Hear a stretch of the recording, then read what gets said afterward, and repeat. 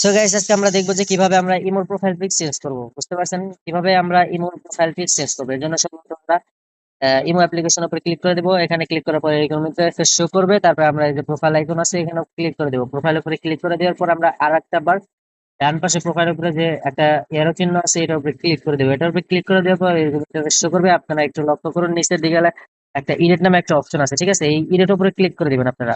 Edit উপরে click করে দেওয়ার পর এরকম ইন্টারফেস শো করবে। তারপরে যেখানে লেখা আছে অ্যাভাটার, ঠিক আছে? ফার্স্টে অ্যাভাটার নামে যে অপশনটা আছে এটার উপরে ক্লিক করে দিবেন। এটার উপরে ক্লিক করে দেওয়ার পর আপনারা ডান পাশে উপরে ক্যামেরা আইকন বাটন দেখতে পাচ্ছেন, এটার উপরে আপনারা একটা ক্লিক করে দিবেন।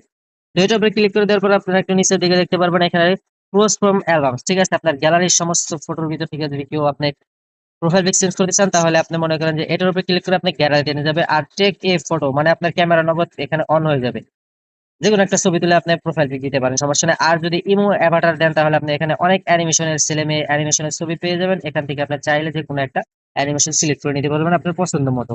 তো এখান থেকে আপনি ব্যাগে চলে আসুন। ব্যাগে চলে আসার পর আপনার এই যে ডান পাশে মনে করেন যে আমি গ্যালারি ফটো দিয়ে আপনাদের দেখাচ্ছি।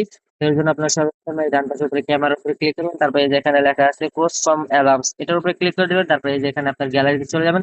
আপনার গ্যালারিতে পছন্দ করা মনে করেন যে আপনি আগে সিলেক্ট করে নেবেন কোনটা আপনি এখানে চুজ করবেন। তো এর জন্য আমি সর্বপ্রথম এই যে আমি দেখাচ্ছি একটা বাবুর ছবি দিয়ে, তো একটা বাবুর ছবি আমি এখান থেকে সিলেক্ট করে নিলাম। তারপরে এখানে মনে করেন যে ডান অপশনে ক্লিক করে এরকম ইন্টারফেস শো করবে। আপনার সাইজ মতো ফটোটাকে বসিয়ে নেবেন। বসিয়ে নেওয়ার পরে যেখানে নিচের দিকে ডান পাশে দেখতে পাচ্ছেন যে এখানে একটা টিক মার্ক আইকন আছে।